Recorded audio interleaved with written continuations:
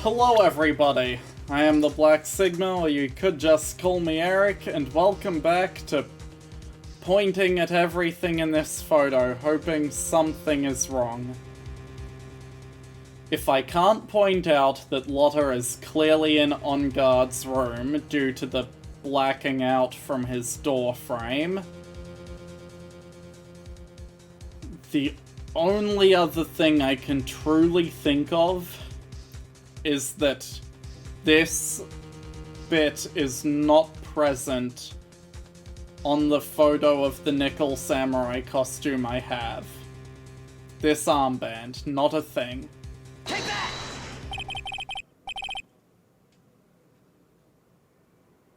What?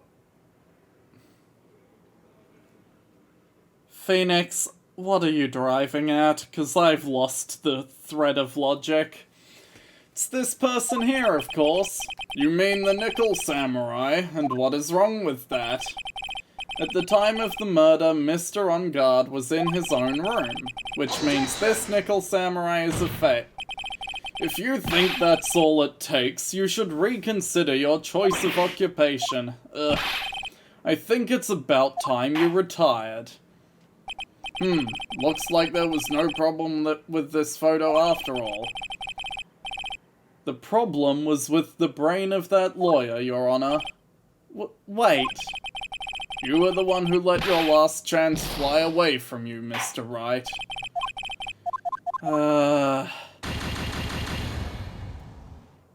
How? The strange thing about the photo is where Lotta took it from. I'm sure of that. But there's apparently no way I can prove that here. There's nothing strange with this photo. I have done nothing to alter this picture either, in case you're wondering, right? I see. Seems the defense will rest on that matter. No further pursuing this. Is this really alright with you, Phoenix? Well, there's nothing wrong with this photo that I can point. Try again. Take another good look at it. And if you still don't see anything, do something, anything to prolong the trial. Yes, Chief. Wait, Your Honor. What is it, Mr. Wright? I'm about to enter my verdict. Please address me with your comment afterwards. No, I'm sorry, but this can't wait.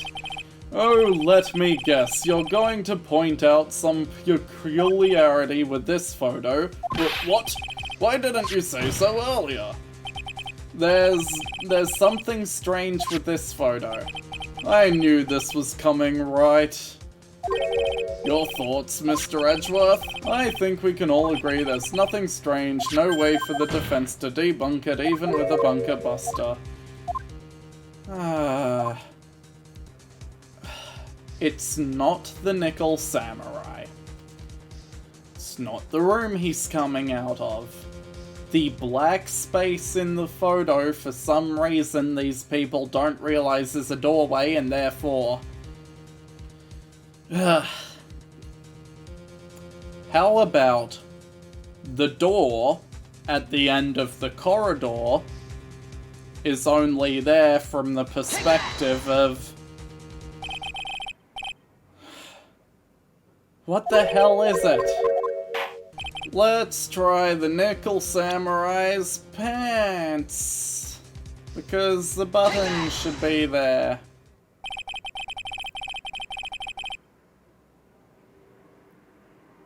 Oh my god. I know I mentioned this as a possibility, but of all the things, I would like to direct the court's attention to this area here. What are you pointing to? His ankles? If you could see this person's ankles, that would be one thing. However, you can't. It's not about the fact the button isn't in his pants. It's about the fact his feet are normally visible. His pants don't drag that low to the ground. Jesus. And I thought I was fine with, oh yeah, the key details of the costume are there. The big shoulder pad, the robotic arm, the being able to see his feet. The costumed person in this photo could not have been Mr. On Guard. What is the meaning of this? Why is the Steel Samurai theme playing? I wonder if you would care to elaborate, with actual facts, that is.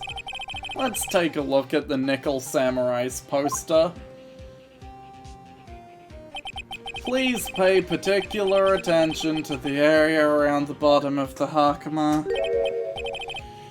His socks, you can see his socks. Exactly, however, in this photo, the Nickel Samurai is clearly holding up his hakama just to walk. There's only one explanation for this. The person inside the costume is clearly much shorter than the defendant.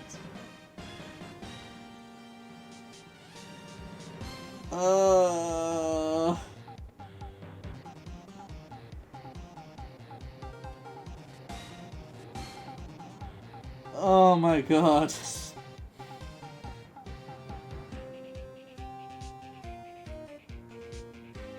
I was cross-checking the photos, and I just didn't.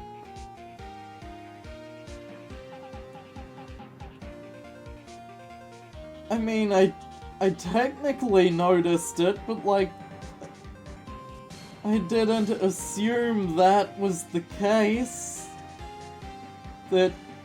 That's the big key in the spot the difference.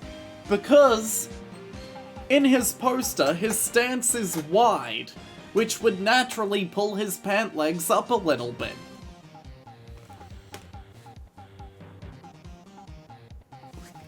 God damn it, Phoenix. This is how you're going to stall out this trial. Alright, I think I've turned things around for myself this time. That's curious. What is? Edgeworth is unusually calm today. That's true. He's letting the trial run itself, as if he's only along for the ride. Along for the ride? What do you mean by that? I can only guess that perhaps he doesn't feel under attack at all. Doesn't feel under attack? Then I haven't damaged his case at all? Mr. Edgeworth, where does this leave us? If the person in this photo is not Matt on Guard, then everything the prosecution has tried to prove has become meaningless. I figured it would come to this. What? Right, I have something I want to ask you. I think you have proven that the person inside this costume is not Matt on Guard. In that case, who is this a photo of? Who is the person wearing the Nickel Samurai costume? Don't stress out over this, Phoenix, it's very simple. What you should be focused on is Edgeworth's attitude, don't you think? Yeah, why is he so calm? Mr. Wright, let's hear your thoughts. Who is the person in this photograph? Why, Your Honor, it's none other than Adrian Andrews. Adrian Andrews? If you want to know who that Nickel Samurai is, it is none other than this woman. And why would you say it must be Ms. Andrews? What in the world points you to her? For starters, she's short, and she can freely move in and out of Mr. On Guard's room. Finally, she had dinner with Mr. On Guard that night. And how does that all add up? Means that it makes it very easy for her to get a certain item. A certain knife with Mr. On-Guard's fingerprints all over it. The knife that was used as a murder weapon. Why don't you just say what it is you want, right? Have to do this now. This is my last chance to turn things around. The defense moves to indict Ms. Andrews in the murder of Juan Carrera.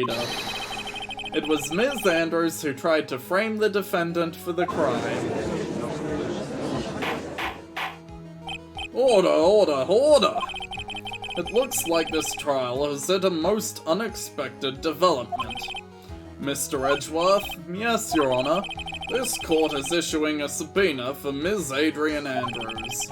A verdict cannot be passed without first hearing her testimony. Alright, this is it. This is kind of bad for us. Huh? What do you mean? If Andrews is summoned to court as a witness, it means the trial will go on for another day. One more day. Ugh. If I don't get a verdict today, then Maya... Now then, we shall set Ms. Andrews' testimony for tomorrow. What am I supposed to do? The judge is about to adjourn the court. This is just begging to be held in contempt, but I have to.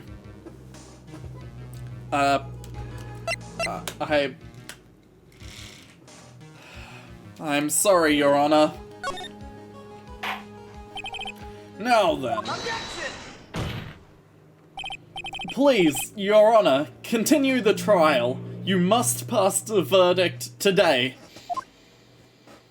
I can't do that. We cannot hear Ms. Andrews' testimony if she's not. I abhor wasting such valuable time. Edgeworth? Your Honor, I request that you please continue with today's trial. But we cannot continue due to this unexpected development. Tisk tisk. Unexpected development. I think you underestimate me, Your Honor. And what do you mean by that? That Mr. Phoenix Wright would slave his way to subpoenaing Ms. Andrews is all happening according to plan, even if Wright was a bit slow to catch on. What?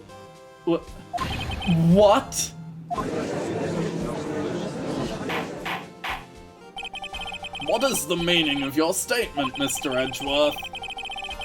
Ms. Adrian Andrews is currently waiting in the prosecution's lobby. She is the next witness. Huh? Everything was planned out in advance by that man? Somehow I knew there was no way Edgeworth would overlook Ms. Andrews. Looks like this battle is far from over. Exactly. Very well, we will call the next witness. However, before we proceed, we shall take a 10-minute recess. Please prepare your witness in that time, Mr. Edgeworth. The court will now take a 10-minute recess. Yes, of course.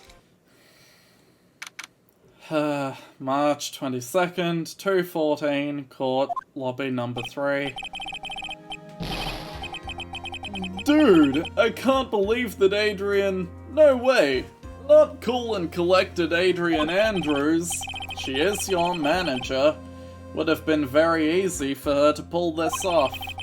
The only person who had easy access to the knife you used at dinner was, well, her. So after the ceremony, during the break, huh?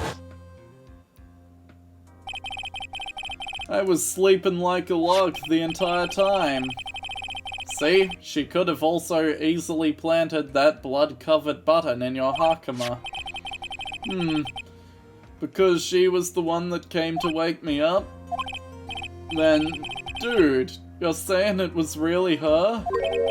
Yep, she is the real killer. She was the one who murdered Juan Carita. But why? I thought she was buds with Juan. She has her own agenda. Her own agenda? What are you talking about? I'm sure you'll see by the time this trial's over. It'll be alright. I'll get you acquitted by the end of today. Get me a verdict that's refreshing like a spring breeze, okay, Mr. Lawyer Dude? Phoenix. You think her motive is related to Celeste Inpax's missing suicide note, right? Yep. Ms. Andrews depended on Ms. Inpax as her strength and reason to live. But then Ms. Inpax suddenly killed herself. Sounds like she left a suicide note and that the person thought to have hidden it is Juan Carita, the victim of this murder. That's why I think Andrews got close to Carita. All to get the suicide note back. That sounds plausible, but one thing bothers me. What? Who was it that first told you about their relationship? Better stated, Ms. Andrews' dependency issues with regards to Miss Inpax. It was Edgeworth. Looks like he's still the one in command of this ship. But don't let your guard down yet.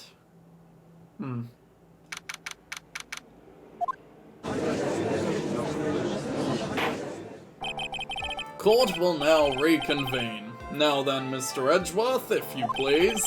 The prosecution calls the witness subpoenaed by this court, Ms. Adrian Andrews, the person who discovered the crime in Mr. Juan Carita's room.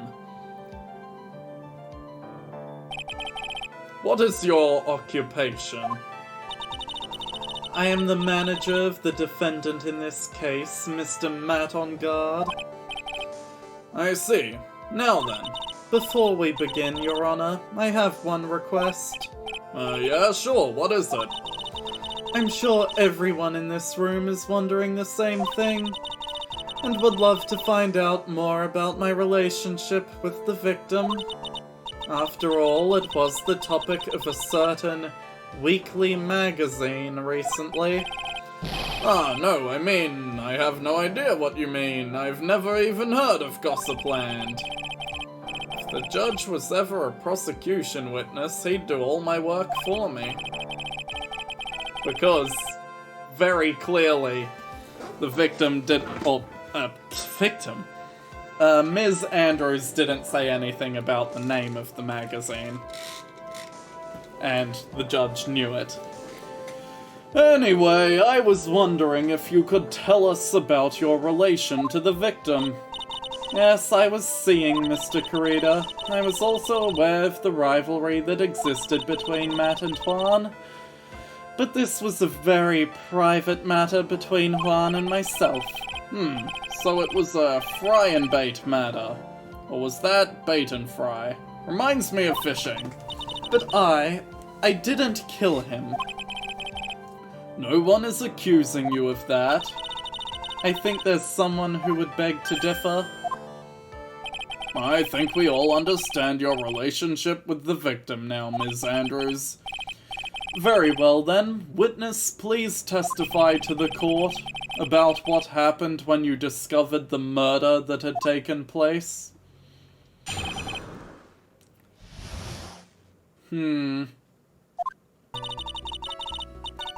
It was time for the show to start, so I went to get Matt from his room.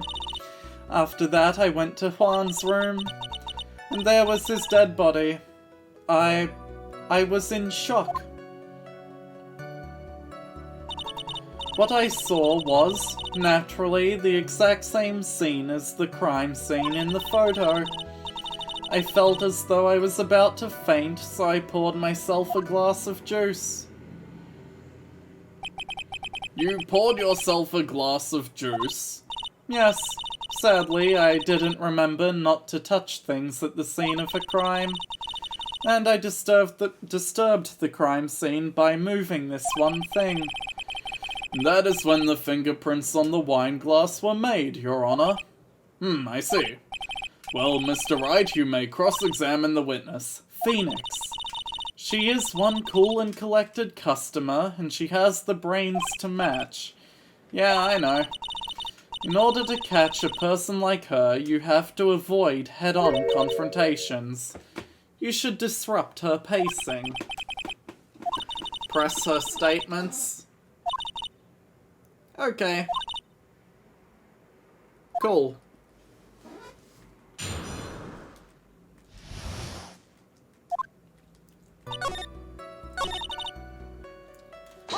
So, and what was On Guard doing at the time? Taking a nap.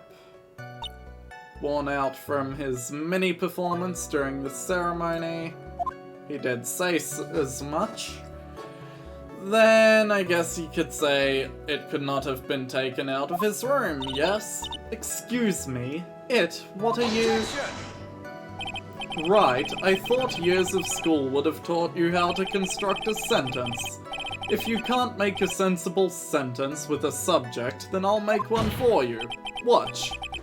Did you, Ms. Andrews, remove Mr. On Guard's knife from his room? No. Subject, verb, object, right? Did you skip basic grammar? The witness may continue. Ouch.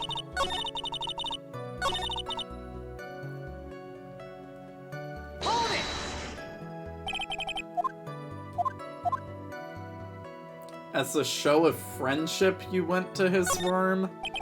Is that the only reason? I beg your pardon, what are you implying? You had a certain goal in mind when you started to get close to him, correct? So perhaps you had a more personal matter to discuss with the victim? Sorry, but I didn't have any such intentions in mind at the time.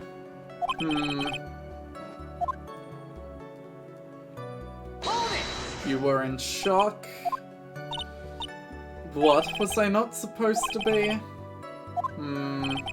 Anyone randomly stumbling upon a dead body would be in shock. Right.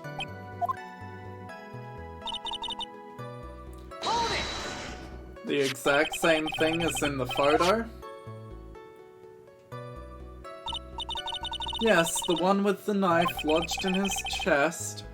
The guitar case was like this too. Yes, it was open and empty, of course. And then what did you do next? Felt as though she was about to faint and poured herself some juice. Bottle of tomato juice on the table, you helped yourself, but you didn't drink any of it, did you? Huh? There were no lip marks left on this wine glass to suggest that anyone drank from it. I wasn't feeling terribly great, so I set the glass down without drinking it. Ms. Andrews, I would like to confirm with you one more time. When you discovered the dead body of Juan Carrera, you were in great shock. That's when you poured yourself the glass of juice, correct? And what of it? My mind really was a complete blank at the time. Your mind was a complete blank? Didn't think that was possible for you. Aren't you rude today? I was so dazed by that one careless mistake. That one thing. What one thing? Never mind, it's no big deal. What was she starting to say just now? Ms. Andrews, I'm convinced that as you said, you made a mistake at the scene of the crime. What I really want to know is what this mistake was. Actually, so would I.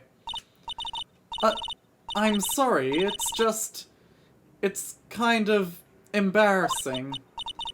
When I set the glass down on the dresser, I accidentally knocked the flower vase over.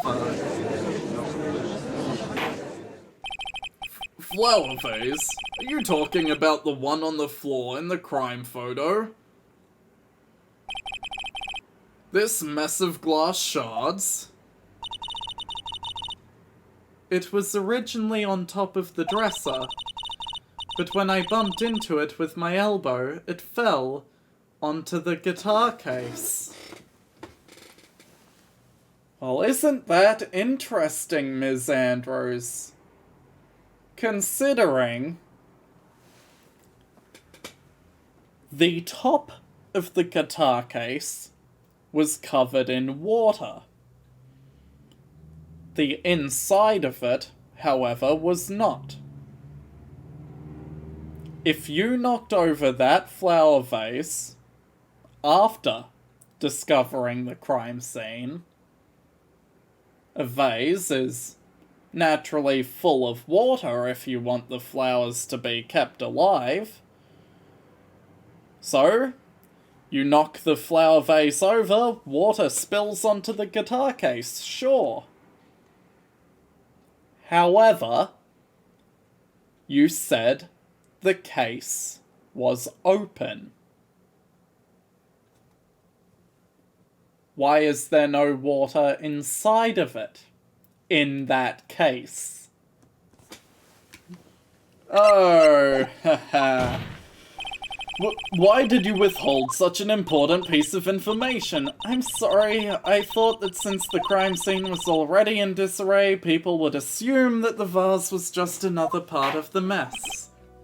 Looks like yet another it's come to light. This fact has come to light. Add it to the testimony. I didn't touch anything else, but I'll add this. Excellent. Well, Ms. Andrews, I object. You testified that you knocked the flower vase over. Is this correct? Yes. And are you sure it fell onto the guitar case? Is there some problem with what I said? It's not some problem. It's a major problem. It's true that the top of the guitar case was wet with water. However, that's exactly what is so strange. Ms. Andrews, you testified that the vase fell onto the guitar case. However, if that was true, the case should have gotten wet on the inside, not the outside. That's very true. Furthermore, there is one other strange thing about this guitar case. And what is that? Let's take another look at the crime scene photo. The remains of the vase are shattered on the floor. And what is wrong with that? If the guitar case was open when the vase fell, the glass shards should be inside, not outside the case. Objection! What is your point, right? That the case was closed at the time the vase was knocked over? Is that all? No, think back to what Ms. Andrews testified to. She said that other than the vase, she didn't touch anything else. Yes, that's right. She did implicitly say she didn't touch the guitar case. But this whole matter with the guitar case is a dead end. The bright red guitar was found at the studio. It has no bearing on this case at all. That may very well be, however, the empty guitar case does seem to have no relation to this case, doesn't it? Seems that there is no deeper meaning to the guitar case. Well, Mr. Wright, do you think we need to hear more details? Absolutely. The empty guitar case. I believe this is a crucial piece of the puzzle. I can't believe anyone would reach for straws like this, but it is you. Can't believe I'm doing this either. Alright, I'll follow along, for now. Ms. Andrews, please testify to the court about the guitar case. Yes, Your Honor, I will do so in the next episode. Bye.